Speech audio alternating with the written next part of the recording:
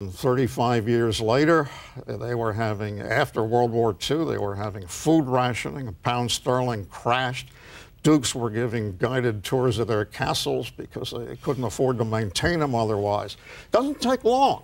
And I'm afraid the United States is coming right into that period, which marks a couple of decades coming up that are going to be very difficult for Americans. You wrote in that American Prospect piece that some people, particularly in the reform community and among progressives, see this as a great opportunity for returning to the New Deal regulatory period instigated by Franklin Roosevelt in the pits of the Depression.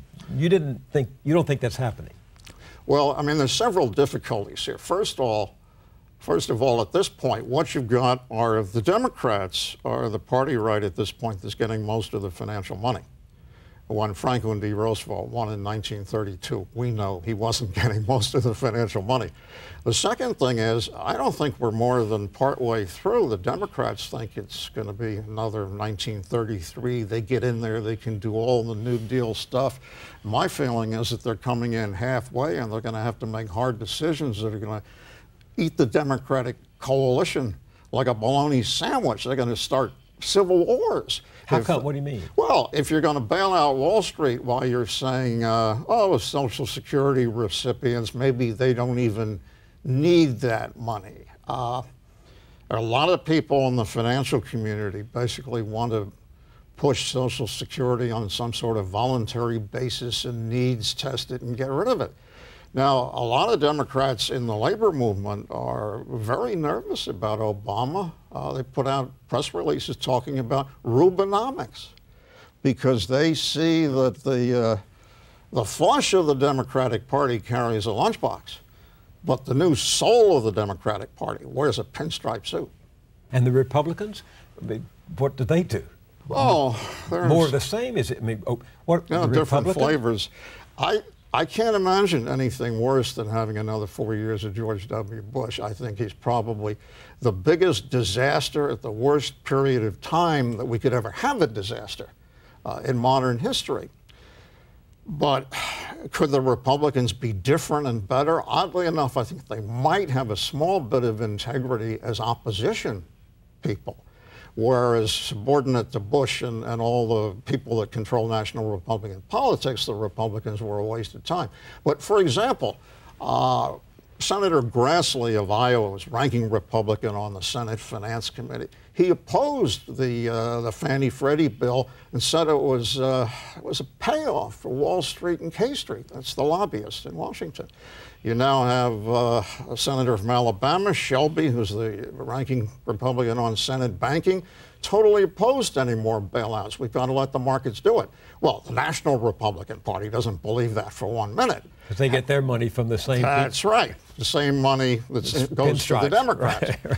But would these people develop a bit more of a sense of ordinary Americans and live up to some of your 4th of July speeches if they don't have a Republican White House? Yes, I think some of them might be helpful in talking about how the Democrats just want to move in and get the money so that, you know, they can get the bigger checks. So we at least finally have an election about something, don't we? I mean, with the Fed and the economy at the heart of the debate now? The people who have the connections with the lobbies and the big donors have absolutely no problem with all these bailouts and rescues. But they don't dare admit it because who's rescuing the laid-off worker? Nobody's rescuing them. The fact that the Democrats don't want to talk about what they're going to do if they get the chance, that's dishonesty. But the Republican Party is thoroughly dishonest in the same way. But we are going to have a new president in January, no matter how despairing people may be about that. What is the first thing you would find convincing if he did it to meet this meltdown, this issue, this crisis? Well, I guess I would,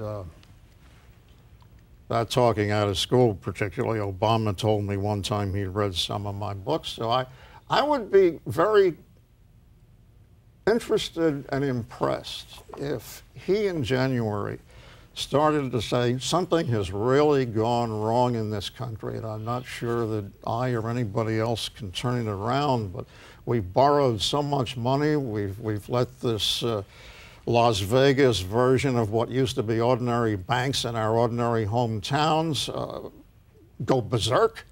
Our currency is having enormous problems. People are losing their homes. We've got to face up to what our problems are and talk about how this happened. Who did it? Why? Who made the money?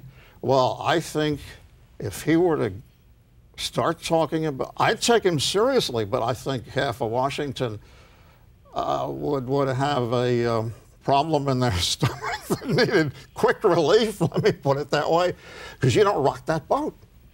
You pretend that it's a sound economy, and if it's not sound, it's nothing that the old Democratic elixir can't fix. You know, old New Deal in a bottle will have a couple of swigs and you'll be happy again. I don't expect them to level. But is it conceivable to you that a John McCain might have gotten the message now to see what's at stake in the presidency that he would hold if he is elected, and that he might actually turn out to be a reformer? Well, I think there's some element there. In contrast to what you sort of osmose at the Harvard Law School, what you osmose in a naval family, I think would be much less sycophancy towards Wall Street and the money crowd. So I think McCain has that. On the other hand, he doesn't have any knowledge. Anybody who thought that Phil Graham was somebody who could instruct you in fairness to ordinary people, and you're right, this is the guy, the nation of whiners, remember, yep. Phil? So I'm very dubious. I think part of McCain would probably feel like his father and grandfather, the naval officers, but you know, he's a Republican, he'd have a Republican package. The book is Bad Money: Reckless Finance, Failed Politics, and the Global Crisis of American Capitalism. And as I said at the beginning of this interview, if you have to read one book, this is the one to do it. Kevin Phillips, thanks very much for being with me. Good to see you.